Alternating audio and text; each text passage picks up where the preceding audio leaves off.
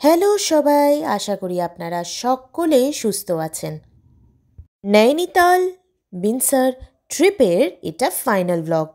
মন খারাপ তো একটু হচ্ছেই, কিন্তু তার সাথেই রয়েছে অনেকটা ভালো লাগা, অনেকটা ভালোবাসা, যেটা নিয়ে আমি আবার ফিরে চলেছি কলকাতায় নতুন উদ্যমে, আবার কোথাও না কোথাও ফিরব বলে। পরের দিন সকালবেলা হতেই দীনেশজি, আমি আর সোমব্রত ট্রেক করে পৌঁছে গেলাম সেই জায়গাটিতে আগের দিন সন্ধেবেলায় যেখানে গেছিলাম। চায়ের কেটলি, বিস্কিট আর 3টে কাপ নিয়েই পৌঁছে গেছিলাম ওপরে। চা খেতে খেতে সামনের অপরূপ সৌন্দর্য দেখার একটা আলাদাই এক্সপিরিয়েন্স, সেটা যে না করেছে সে বুঝবে না। অনেকক্ষণ হালকা ভেজা ঘাসের ওপর বসে রইলাম তিনজন, চুপচাপ, কোনো কথা বলছিলাম না। এটাই একটি আলাদা রকমের এক্সপিরিয়েন্স। সোমকে জিজ্ঞাসা করলাম ওর কেমন লাগছে। এক কথায় এক্সপ্রেশন দিয়ে দিল, দারুণ। জীবনে প্রচুর কষ্ট করে যখন একটা জায়গায় আমরা পৌঁছে যাই, তখন সেই খারাপ সময়গুলো আর মনে রাখতে চাই না। এই ভালো জায়গাগুলোতে এসে তখন নিজের সেই স্ট্রাগলের দিনগুলোর কথা খুব মনে পড়ে। কিরম করে পেরিয়ে আসলাম এই দিনগুলো, নিজের পেট চাপড়াতে ইচ্ছা করে যে আমরা পেরেছি আর সামনেও পারব। একটু মনে হয় নস্টালজিক হয়ে গেলাম, তাই না? যাই হোক, হেঁটে হেঁটে আবার ফিরতে লাগলাম আমাদের হোমস্টেতে। তখন রোদ উঠে গেছে অলরেডি।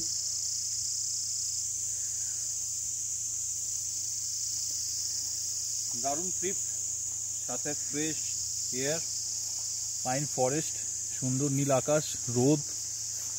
What life! জীবনকে উপভোগ করার নামই হলো হোয়াট লাইফ।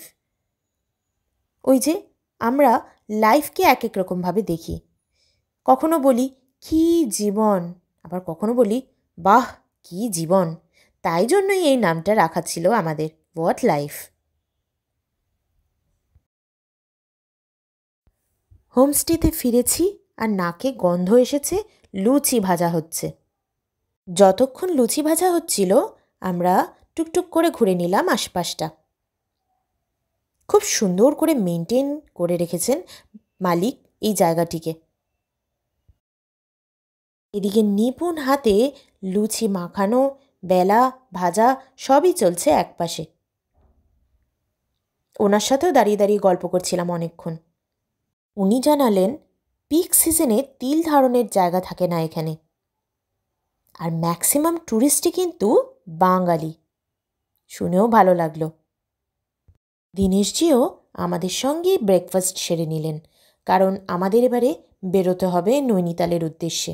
পথে দেখে নেব আমরা আরও ছোট ছোট কিছু ডেস্টিনেশনস।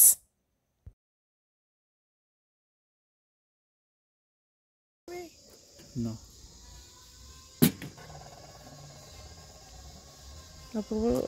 সরি সৌম, সকালে ব্রেকফাস্ট কি পুরি? হে পুরি শুধু না, বেগুনি।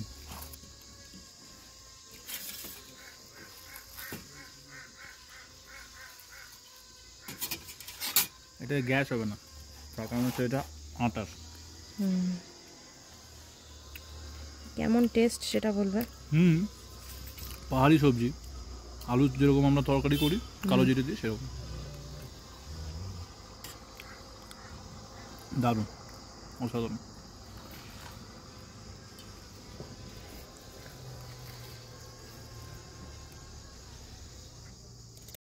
পুরী সহযোগে খাবার দাবার সেরে আমরা আরেকবার হোমস্টেটা একটু ঘুরে নিলাম,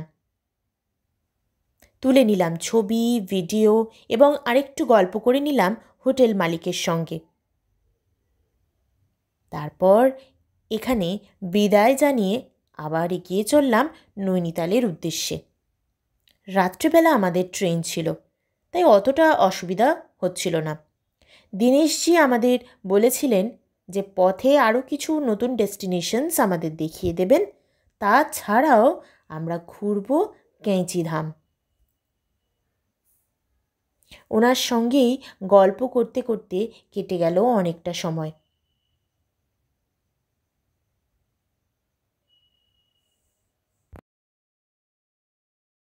দীনেশজি জানালেন এখানে এক ধরনের মিষ্টি পাওয়া যায়, তাই সৌম্য দাঁড়ালো সেই মিষ্টি একটুখানি প্যাকিং করে নিতে। এরপর আমরা গেলাম ক্যাঁচিধাম। সেও এক অপার্থিব সৌন্দর্যে ভরা জায়গা। প্রচুর প্রচুর প্রচুর ট্যুরিস্ট ছিল সেদিনকে। যেহেতু সেদিন ছিল বৃহস্পতিবার, তাই বোধহয় একটু বেশি মানুষের সমাগম ছিল।